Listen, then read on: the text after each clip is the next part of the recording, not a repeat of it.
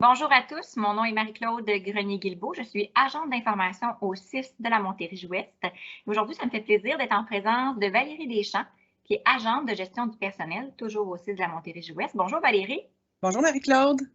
Alors aujourd'hui, on va se faire un plaisir ensemble de démystifier un peu ce qu'est le métier d'agent administratif au sein de notre organisation, comment on peut faire pour parvenir à ce métier-là. Donc, tu es ici aujourd'hui pour qu'on puisse en discuter ensemble. Alors, c'est toi qui es en charge, si je comprends bien, de recruter ce beau monde-là.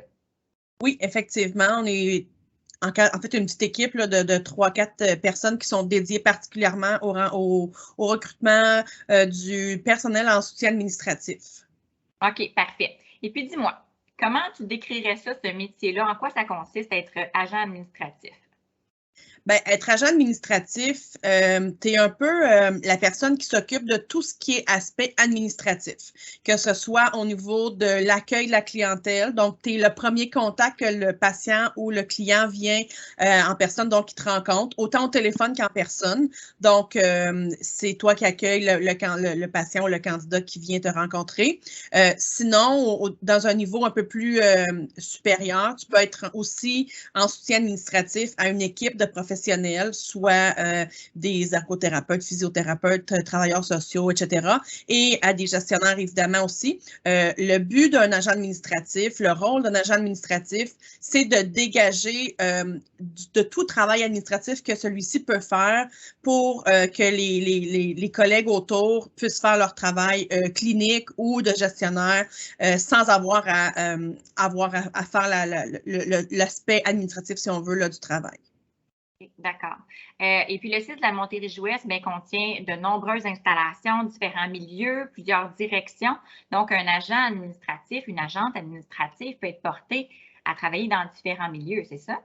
Exactement. Il y a autant en CLSC, en centre d'hébergement de soins de longue durée, en milieu hospitalier. Il ne faut pas oublier aussi nos secteurs réadaptation. Donc, on est vraiment, notre mission hospitalière est du côté du sud-ouest de la Montérégie, mais notre mission réadaptation s'étend à la grandeur du territoire de la Montérégie-Ouest.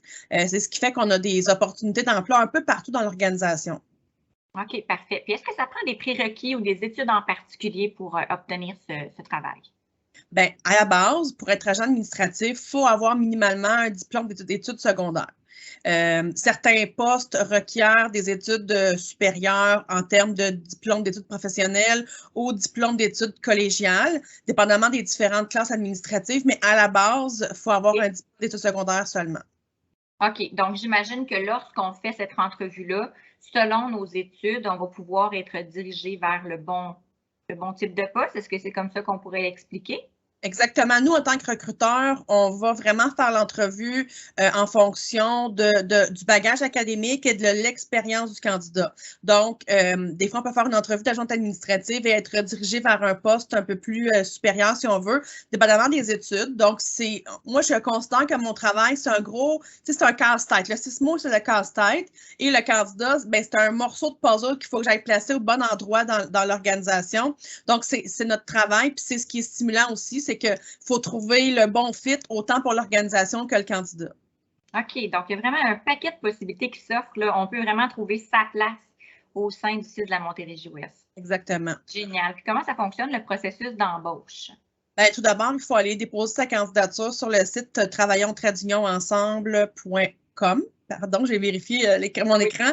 Et après ça, nous, on prend le relais, là, on traite votre candidature, donc on regarde le CV, on envoie les tests. Donc, première étape, c'est de faire les tests de la maison, français, Word, Excel.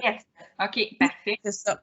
Et à partir du moment où ça c'est fait, si les tests sont réussis, une agente administrative convoque le candidat pour effectuer les tests de validation. Donc, les tests de validation, c'est simple, c'est 5 questions par test dans lesquelles le candidat a eu 100%. Donc, on partage l'écran et l'agente administrative regarde le candidat faire les 5 questions par test. Donc, c'est pas tellement long. On parle d'à peu près de 30-45 minutes, le test de validation. Et on termine par l'entrevue de sélection si les tests de validation ont été validés adéquatement. L'entrevue de sélection se fait ensuite et ça clôt le processus. OK, excellent. Donc, et puis ça, j'imagine que c'est un poste qui vous êtes constamment à la recherche d'agents administratifs, hein, ça doit. Toujours, autant pour des remplacements que pour des postes. On a quelques postes disponibles, dispersés sur le territoire, là, un peu partout. Des remplacements, on en a toujours de disponibles dans le... Oui, oui. OK, parfait. Donc, si on conclut tout ça, il y a quelqu'un qui nous écoute présentement qui se dit « Oh, ça m'intéresse », donc on pourrait les diriger tout simplement sur le www.travaillons-ensemble.com. C'est bien ça, Valérie? Oui. Bon, mais écoutez, excellent.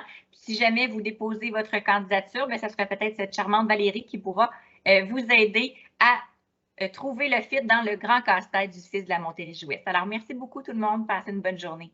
Merci Marie-Claude. Bye bye.